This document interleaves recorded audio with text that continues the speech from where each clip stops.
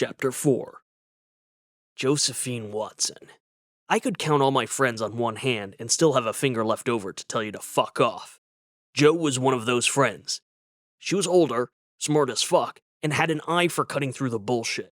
She was a reference librarian, and shared her love of books with anyone who cared to listen. She helped fill my copious amounts of isolated downtime with a curated reading list.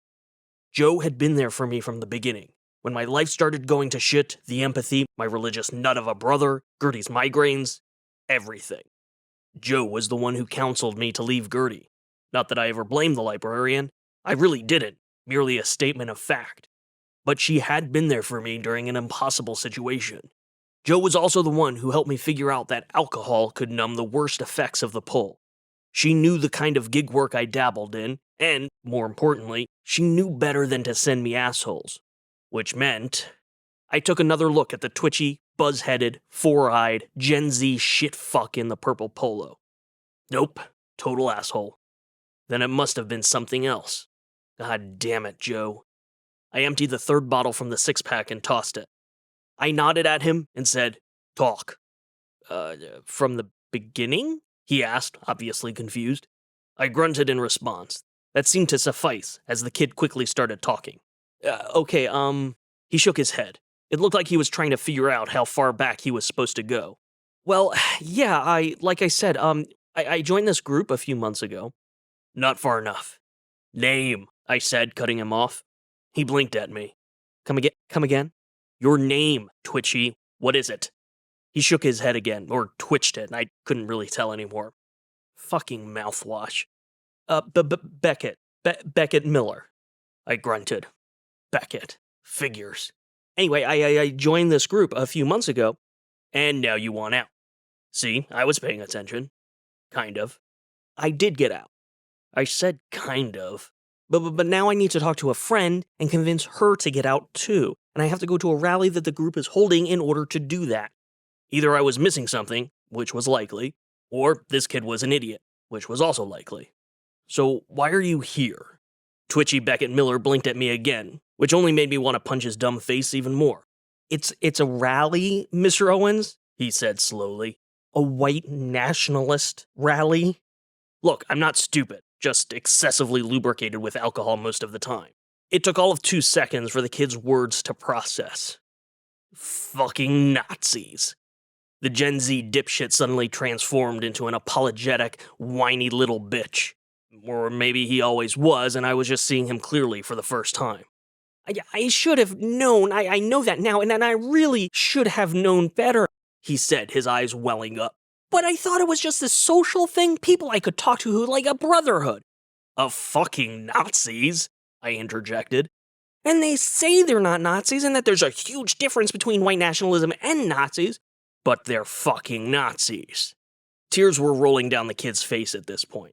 At least his buzzed head made sense now. I swear to God, as soon as I, really understood what was happening, I bailed, he babbled. But these guys, Nazis, they're fucking serious, man. I saw them nearly beat a guy to death for even suggesting he'd say something to the cops. I mean, I got out, but not without them threatening to fucking kill me. And if I show up at the rally tonight, I know they're gonna fucking sure as shit try. The kid needed a tissue, but since I wasn't offering, he wiped his snotty nose on the sleeve of his polo. I grabbed the fourth beer to think for a minute. On the whole, I did my best to keep myself isolated, but I wasn't oblivious to the escalating racial tensions in the city. Valdez kept me in the loop on some details about the growing white nationalism movement and the abject failure of law enforcement or city officials to do anything about it. It used to be everyone knew Nazis were the bad guys. The sky was blue, the grass was green, and Nazis were evil. But somewhere along the line, an orange-faced, pussy-grabbing reality TV host was elected president, and all of a sudden, years of bullshit PC culture paved the way for some massive fucking social blinders. Nazis weren't Nazis anymore. They were white nationalists. White pride is no different than black pride, right? Or blue pride, or fucking black and gold pride. Fuck that. Those jackholes can call it whatever they want, but the sky's still blue, the grass is still green, and a turd still stinks no matter what label you put on it. I've done some bad shit and worked some shady gigs, so it's not like I'm claiming to be Fred fucking Rogers, but even I know Nazis are evil. The ultimate bad guys. Who is she? I asked. Beckett Fuckface Miller didn't understand my question. I explained. The girl you want to extricate from our local chapter of the goddamn Nazi fucking white supremacists. Who is she? Beckett dropped his head and shook it. My psychic pull was long dulled, but I could still feel his sadness and despair. She's a good person, Mr. Owens. She really is. She's a Nazi, I stated with wide-eyed clarity. Look, I just need 5 minutes, and I think I can get through to her. You can't just text her an emoji? What? Skip it. Did you just... I said, skip it. The group, they cut her off from the outside world. They screen her calls and texts, and there's no other way to reach her. And if I don't get to her tonight... My 2 options, take the job or take another day in bed, were quickly narrowing. I needed the money, and I was going to help him as a favor to Joe. Albeit begrudgingly, as is my typical prerogative. Also, fuck Nazis.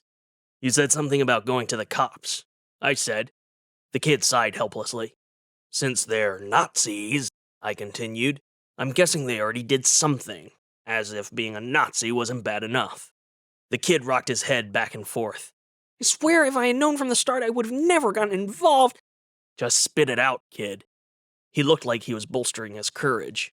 They killed someone, he finally said. A black, African American someone, obviously. Fucking Nazis.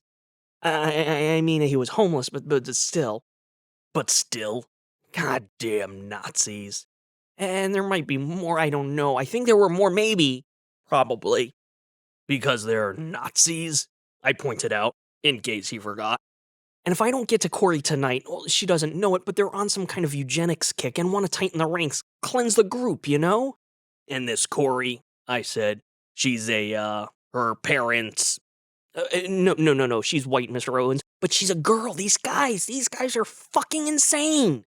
It's an incredibly short hop from white nationalism to white supremacy, and an even shorter hop to male superiority. Between the assorted ditches and gutters I do business in, I would know. And the thing of it is, the tears started up again, his voice hitching.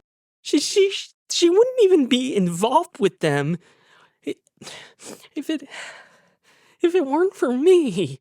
Beckett Miller looked up at me with pleading eyes, tears streaking his cheeks.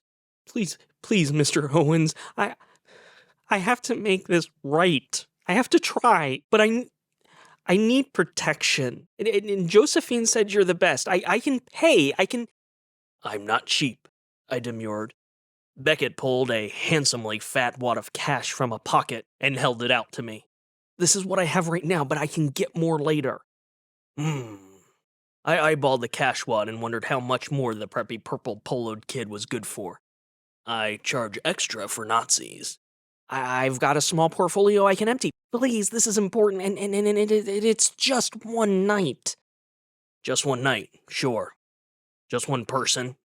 Just one punch. I opened the last of the cheap fizzy beers and drank as I mulled it over. It sounded simple enough.